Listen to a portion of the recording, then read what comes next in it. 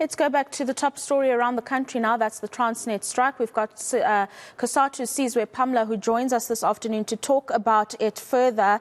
So there are arguments that have been made, and afternoon to you, by the way, that the demands that are being made by the workers are unreasonable. 12% is extremely high, given not only the economic climate that we are in, but also the SOEs have been hollowed out over the past decade. And while it's no fault of the workers, the resources just no longer exist within state entities like a Transnet. So perhaps a more reasonable demand that should be put forward by workers. What say you to this argument? Well, afternoon to you and the viewers. Well, firstly, it's always fun when people want to talk about the economy as if the economy is not made up of people. And maybe that's the problem we have as a country, is that when we talk about the economy, we don't factor in people. We either talk about the institutions, we talk about investors, we talk about ratings agencies, we talk about all sorts of things and people and things, but in institutions, but we don't really talk about people. The reason why workers are demanding 12% is because the economy you are talking about is really hitting them hard. They are struggling to keep up with the cost of living. They can't afford basic necessities. On average, a worker in South Africa these days takes care of 6 people because of the high rate of unemployment. So when things are deteriorating, when policymakers and decision makers are mismanaging this economy to the ground, workers are paying a huge price. When they do what they do, imposing budget cuts that are suffocating the economy, it is workers who are paying a price. So all workers are asking for is the cost of living increase that keeps pace with inflation. That's all they are asking for. Secondly, that's why it's called negotiations.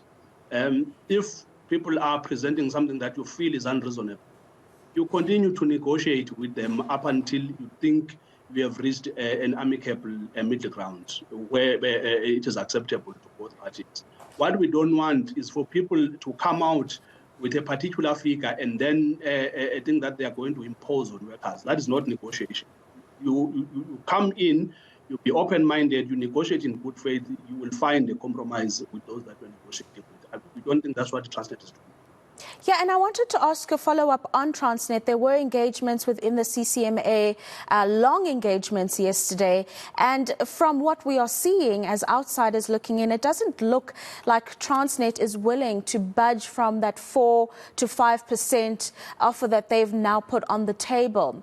Should this be the instance, what is the immediate future for the workers? Do we see an indefinite strike?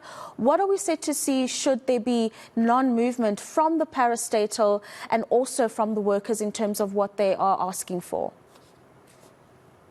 Well, on matters of negotiations, really, it's workers who make a decision. Workers, they know that they get what they fight for. If they feel that a fight is really what needs to happen, then they will go onto the streets and continue to wage a struggle on the ground. If they feel that they will lose more from taking to the streets than accepting what is currently on the table, they will also do that. So we will allow the unions to engage with the workers, give them updates on what is it that is currently on the table and how workers feel about it. But the reality is that it's workers who demanded 12% in the first place. And it's the workers who will make whatever compromises that are necessary. And if workers in their numbers believe that if they believe that Transnet is not giving them a fair deal, then workers will give unions that mandate, and unions will only implement the mandate that comes from workers. But in implementing the mandate that comes from the workers, which is absolutely understandable, there's also a social impact that is in place, Sizwe, and you've engaged within that social impact that ultimately we want to see growth and job creation in South Africa. So as the union, should you not perhaps engage as someone that will advise the workers in a way that will give them most of what they want, but also making sure that there is a balance between the worker and the employee and a common goal in the end, and not just strictly taking the demands of the workers? Well, I don't know what people expect workers to do to grow the economy. Go and read the statement we issued in response to the February budget. when this government imposed austerity measures, we said you are suffocating the economy, you are supposed to resuscitate. So workers have made their position known that the current macroeconomic framework that is being imposed on this economy is not going to resuscitate this economy.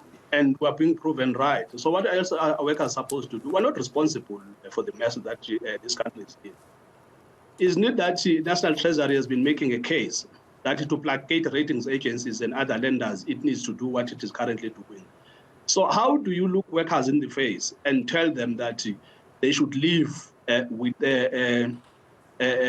wage stagnation when the corporate sector in February was given a 1% decrease on corporate tax? For the last decade, corporate tax has moved from 34% to 27%. Is that not money that is being put on the pockets of the private sector with no conditions? Yet over the last decade, workers' wages have been stagnating. Yet people want workers to be the ones who pay a price for something that they are not responsible for. What is it that the workers have done to collapse this economy? Because the private sector has been given incentives. The private sector is taking 85 billion out of this economy every year. No one is talking about that. Workers are not responsible for that. The National Treasury that is supposed to run this economy is imposing a macroeconomic framework that is not working, that has never worked. And it is not working here. And no one wants to have that conversation. The Reserve Bank is suffocating the economy and imposing more interest on the workers. So the increase on debt service cost is increasing on a daily basis. No one is holding the Reserve Bank accountable. Yet when workers raise their issues and ask that, they then be given money to keep up with the interest rates of the Reserve Bank. And with the cost of living in South Africa, people start to say workers are responsible for the economy. It's ridiculous.